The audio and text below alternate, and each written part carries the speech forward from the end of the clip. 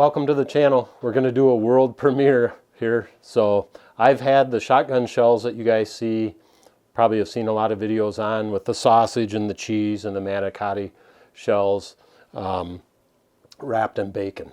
So I've had those multiple times. They're really good. Probably do a video on those at some point, but what I've really been thinking about is a Philly cheesesteak shotgun shell. So we're going to give that a try. So to prep for this, what I've done is I've cut up 2 cuts of sirloin steak, and I cut that about 1/4 of an inch strips, and then I cut it in probably maybe a 1/2 inch bite-sized pieces. So fairly small pieces, because we want to make sure that the beef gets cooked in this. It should turn out great.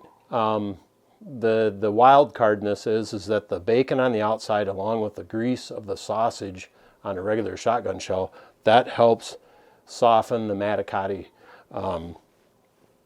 noodle or the shell. So I'm not sure with a lean beef that's going to work, but we're going to find out together. So we've got our 2 cups of beef. I cut up 1 whole green pepper, a 1/2 an onion, and I diced that. I've got 2 bags of shredded mozzarella cheese. We're going to put 2 cups of that in the mixture. We want to have a 1-to-1 ratio of the meat and the cheese. So we're going to season this a little bit with Uncle Chris's Gourmet Steak Seasoning. And then, of course, we have our manicotti shells. So the first thing I'm going to do is I'm going to season this meat a little bit. And I'm not going to go crazy with this, but I want to season it a little bit. And then I'm going to go ahead and mix that up a little bit ahead of time, just to make sure we get our meat good and seasoned. And again, I'm not going to go crazy with that. I just want to have a little bit of seasoning. We might add a little bit more after we get the whole mixture. So now that I have the meat seasoned, I'm going to go ahead and dump that in my bowl with my pepper and my 1/2 onion. Now I touched raw meat, so I'm going to take my gloves off. And the next step is to add the shredded mozzarella. So again, we want our mozzarella cheese to be a 1-to-1 ratio with the meat. So we've got about 2 cups of meat, so I'm going to measure out 2 cups of mozzarella and throw that in our mixing bowl. So there's 1 cup, 2 cups, and we live in Wisconsin, so we're going to add just a little more. Okay, we've got our cheese, our meat, our 1 pepper and 1/2 onion in here, and we seasoned the sirloin. So I'm going to go ahead and throw on another pair of gloves, and now I'm going to mix this up really good. We want to get this totally mixed and almost a little bit pasty so that we can put it into the manicotti shells.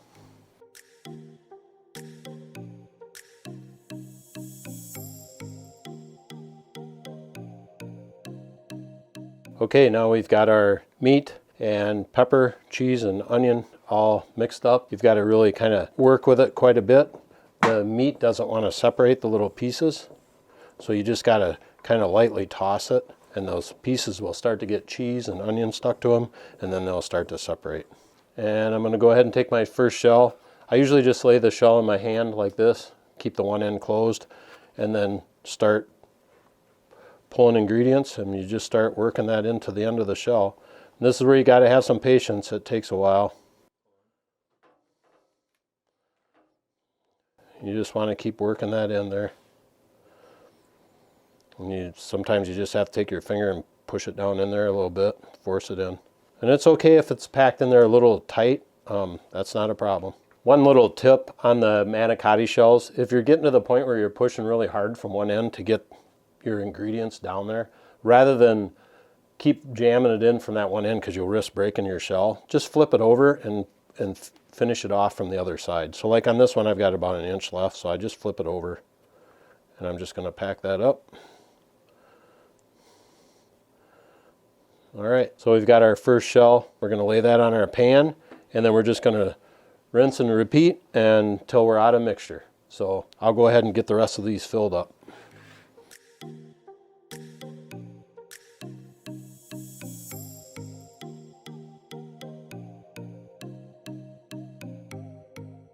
Okay, we got all our manicotti shells stuffed. Now the next step is to take bacon, and we're going to wrap each one with a strip of bacon. And usually a regular cut or a normal strip of bacon is perfect to wrap around one shell. And if you've got a little extra, it doesn't hurt to wrap around the end of the shell. The other tip I'll give you, you don't have to buy the most expensive bacon, and don't buy thick cut. At the most, buy a regular cut thickness bacon. You don't want real thick bacon or it won't cook all the way when you do this. So we're just got a standard cut piece of bacon. I like to get just the smoked bacon. I don't like the flavored bacon because it just infuses that flavor into your product. So again, if you lay that first strip right at the edge of the noodle so you're covering that tip, and you bring that around and you overlap about 1/4 of an inch and wrap that down the shell, one piece of bacon will almost cover that shell perfect. Okay, we've got all our manicotti shells wrapped with bacon. We're going to get the pellet smoker preheated up to 300 degrees and smoke probably around 5 or 6, and we're going to go throw these on. They should be done in less than an hour. What we're looking for when we cook these is an internal temp. We want to make sure that beef is done, so a minimum internal temp of around 155 to 160. But the most important thing is when we take our thermometer, we want the bacon to be done, and we want that thermometer probe to be able to penetrate through that manicotti shell.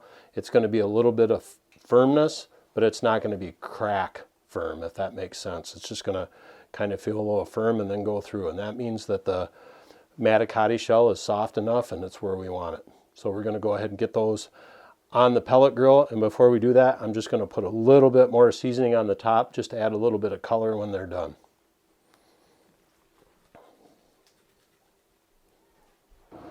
All right, we got our pellet grill heated up to 300 degrees. We're going to go ahead and put our shotgun shells on. And I usually try to keep these towards the center of the grill where most of the heat's at. And especially this time of year, I try to go quick, and we want to leave a little space in between them so they can get heat all the way around. All right, we got those set on there. We're going to go ahead and get the lid closed because it's winter time and it's chilly.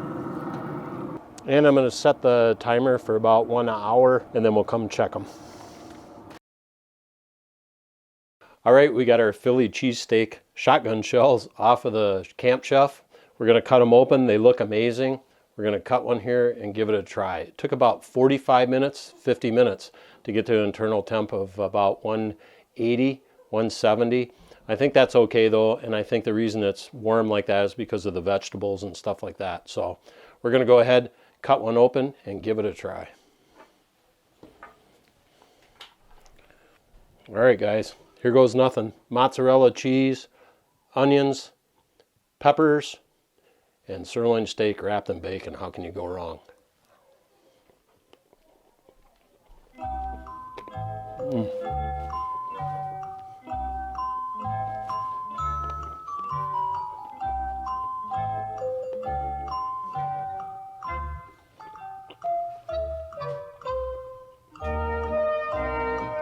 I must say, if you like a Philly cheesesteak, these are pretty good. I know one criticism my wife's going to give me is they might be just a tad salty, but they're really good. So if I did this again, I'd back off the seasoning just a touch. But I'll tell you what, for an experiment, it turned out pretty good, and I'm going to be trying these again and fine-tuning them. Thanks for watching.